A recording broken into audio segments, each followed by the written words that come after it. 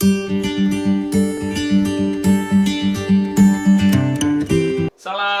Pramuka. Assalamualaikum warahmatullahi wabarakatuh. Berjumpa lagi dengan saya Kak Badri di channel saya Embadi Channel. Pada video kali ini saya akan bahas tentang Pramuka Siaga.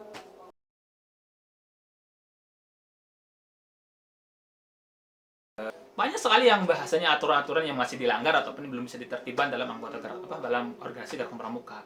Banyak sekali, bukan hanya di satuan yang saya pernah saya temui, baik itu di satuan di sekolah, di pangkalan-pangkalan yang di sekolah, bahkan pun di kuartir cabang, kuartir ranting, bahkan di kuartir daerah pun juga masih kayak gitu ya.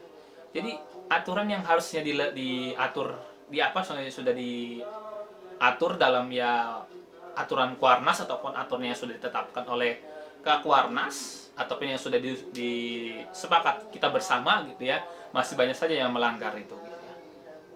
Oke, saya nggak banyak lebar untuk masalah aturan ya, karena emang saya tidak banyak tahu untuk masalah aturan tersebut. Yang jelas, kita sebagai anggota gerakan pramuka, kita tidak boleh diam kalau emang kita tahu aturan tersebut seperti apa. Nah, kembali ke berapa ke siaga gitu ya. Jadi siaga itu dari usianya dari mula masuknya adalah ada namanya adalah eh, kalau tingkatan dalam siaga itu ada tiga juga sama dengan penggalang. Kalau siaga itu ada namanya ada siaga mula, bantu dan kata. Jadi tidak kalau kita belajar tentang dari mulai dari siaga, ya emang TKK-nya emang bentuknya segitiga. Apalagi ada namanya barung ya. Barung itu adalah kalau di penggalang namanya regu. Ya, kalau di siaga namanya barung. Nah, barung ini diambil dari warna-warna ya. Jadi barung-barung ini bisa barung merah, kuning, biru, hijau ataupun warna-warna yang sesuai dengan kesukaannya. Karena emang kalau di satuan penggalang itu namanya regu, kalau di satuan penggalang itu namanya barung. Dulu saya pernah masuk ke barung, namanya barung merah nih. Contohnya kayak yang saya pakai ini baju merah gitu ya. Karena saya pernah masuk ke barung merah. Pas itu saya juga pernah, pas itu masih SD masa-masanya. Karena emang pas waktu ini sedikit cerita saja ya, saya cerita pas saya pernah ikut pramuka di SD saya ya, dulu di SD yang di kampung saya. Yang dimana pas itu saya pernah masuk ataupun pernah ikut kegiatan pramuka di sekolah gitu ya, setiap hari Jumat sore biasanya jam 2 ya, jam 2 mau ke jam bersih sampai jam 4 gitu. Jadi mana saat itu saya ikut itu masih bingung ya, karena memang malu lah, masih SD gitu atau masih kecil lah gitu ya. Jadi SD pas saya masuk itu di pangkalan saya gitu di SD, saya masih kebingungan apa sih itu barung, apa sih itu khususnya pramuka gitu. Saya sampai juga pernah diangkat ataupun jadi punya jabatannya itu di SD itu sebagai ketua regu barung merah dulu ya. Tapi karena emang saya masih bingung ya gitu ya, atau bahasanya belum berani ya untuk memberikan kontribusi yang baik ya dalam ini, dalam pas itu waktu saya jadi ketua barung. Jadi saya bukan memberikan ya, ada teman saya yang yang mengambil alih jabatan saya pas saya mau mencoba gitu ya. Ya saya nggak bisa relakan tuh, itu waktunya saya emang yang mengambil itu ya, bahasanya gini, masih banyak yang lebih bisa daripada saya biarkan saja kalau emang yang sanggup gitu ya, kalau emang bisa. Oke, jadi pas itu sedikit sekilas tentang cerita saya dulu pas saya di pangkalan saya. Dan juga saya lupa lagi, saya masuk lagi. Jadi pas itu juga antara siaga sama penggalang itu masih digabung ya, karena memang di SD itu ada ada dua golongan, baik dari siaga SD dan juga ada penggalang SMP. Jadi saya juga tahu sih saat itu saya masuk golongan mana, apa golongan siaga kah, apa golongan penggalang. Tapi pas itu saya itu udah masuk di kelas 3 ya, mau kelas 3 mau ke kelas 4. Jadi kayaknya udah masih golongan siaga sih gitu ya. Karena pas itu usia saya masih ada 9 atau 8, ya 9 ya, atau 8 saya lupa ya, atau 8 9 tahun gitu saya masuk. Berarti masih, kalau dari aturannya emang siaga itu masih masuk usia siaga gitu ya. Dari ya gitu ya. Jadi tidak banyak lah dalam ini gitu ya, dalam perencanaan dalam pas saya masuk di pangkalan pas saya di SD. Jadi pas waktu itu emang saya bingung gitu ya, harus apa sih nih di gerakan pramuka itu apa gitu ya. Tapi yang saya masih ingat adalah banyak-banyak yel-yel gitu ya, permainan, dan juga yel-yel, dan juga masih banyak sekali yang apa namanya, yang saya masih agak lupa lah gitu kan, namanya juga sudah apa pas dulu lah gitu ya, bagaimana gitu ya. Bahkan apa namanya, kalau kita pakai kacu di taruh kepala pernah itu, apa namanya, saya pernah hampir kena tamparan gitu dari pembina. Bukan tamparan, maksudnya omongan lah gitu ya. Bahkan juga ya gitu, ya, saya nggak boleh, apa namanya, kacu itu tidak boleh ditaruh di atas kepala ya. Itu versi yang apa namanya, yang pas dulu saya rasakan pas di ini ya, apa, pas dulu saya di SD ya, tidak boleh memakai kacu di atas kepala. Karena dulu emang kalau kita kiaskan adalah kacu itu ibaratkan seperti lambang ya, lambang bendera kita gitu ya, merah putih ya, yang dulu kita berjuang untuk apa namanya, untuk membela negara kita agar kita merdeka. Setelah kita sudah merdeka, kacu ataupun lambang bendera kita itu bukan lagi di atas kepala kita, artinya kan memikirkan ya, sekarang ada di pundak kita, bahwasanya kita harus menjaga supaya negara kita tidak lagi dijajah oleh negara lain. Nah itu yang sebenarnya yang mungkin diartikan oleh pembina saya gitu ya dulu. Mungkin karena saya lagi ikutin anak-anak atau teman-teman saya dulu ya gitu, jadi masuk pakai kacu itu di atas kepala gitu. Tapi saya gara-gara pas diomong itu hampir kena tampar gitu ya, jadi saya nggak mau pakai itu lagi di atas kepala. Makanya saya punya komitmen ataupun punya prinsip bahwasanya kacu tidak boleh ditaruh di atas kepala, karena sudah tidak memikirkan negara lagi, karena kita sudah merdeka. Sekarang kita taruh kacu kita di atas pundak kita. Oke, kenapa saya dari video saya sebelumnya memakai scruff ya, karena saya pernah jelaskan tentang scruff ya. Jadi scruff itu penggunanya adalah mengganti baju pramuka asli ya. Jadi seperti itu, karena saya bukan berarti gak mau pakai pramuka lagi ya, tapi lebih efektif pakai gini lah gitu, pakai scruff aja gitu ya.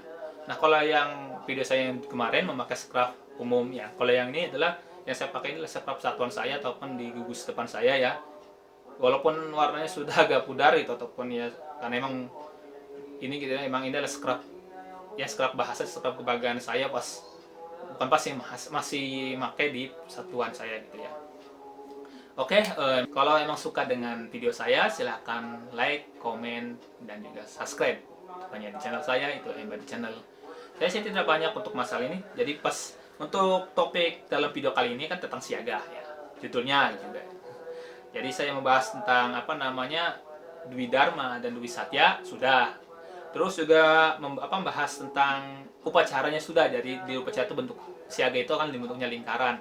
Ada bukci dan juga pakci, dan juga ada si sulung. Nah, gitu. Ada. Saya udah jelaskan tadi. Terus di pramuka siaga itu banyaknya adalah permainan dan juga yel-yel. Jadi seru-seruan saja. Jadi belum kita pikirkan tentang aturan ataupun memikirkan tentang namanya pelajaran tentang struktur anggota, struktur ataupun tentang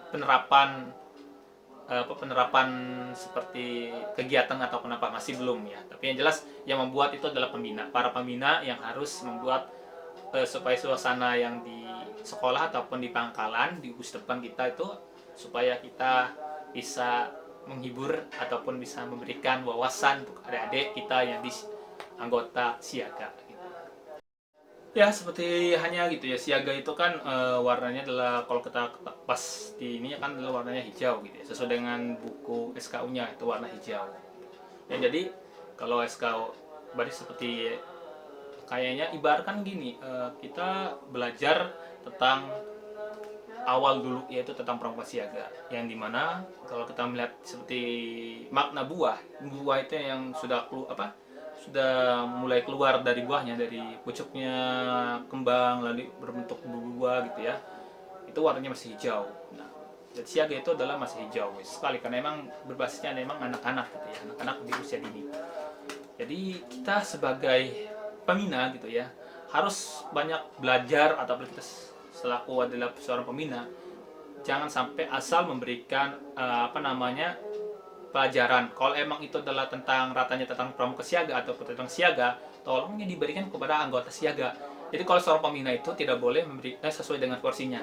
kalau itu ahlinya di siaga ya di siaga, kalau emang ahlinya di penggalan di penggalang, kalau ahlinya di penegak di penegak, dan juga kalau emang dia ahlinya di pandega di pandega. Jangan sampai salah ataupun salah penempatan penaruhan aturan ataupun penempatan sesuai dengan golongannya gitu ya. Kalau kebanyakan sih banyak ya yang saya pernah rasakan di Pangkalan itu ya. Ada pembina yang jadi seorang pembina tapi dia menggunakan teknik pramuka dulu dulu sekali. Mungkin karena emang bahasanya gini ya. Seorang pembina pramuka itu ya pertama itu harus mengikuti kursus mahir pramuka tingkat dasar atau KMD. Lalu setelah itu dilanjutkan di kursus mahir tingkat lanjutan yaitu KML. Kalau seorang pembina tidak ikut salah satu dari kursus tersebut, maka akan kebingungan. Bahkan malah sampai-sampai salah penempatan golongan. Dia menggunakan teknik penggalang, dimasuknya ke penegak gitu. Atau malah dia itu seorang ahlinya di penegak, malah dimasukin ke siaga ataupun ke penggalang. Itu salah penempatan.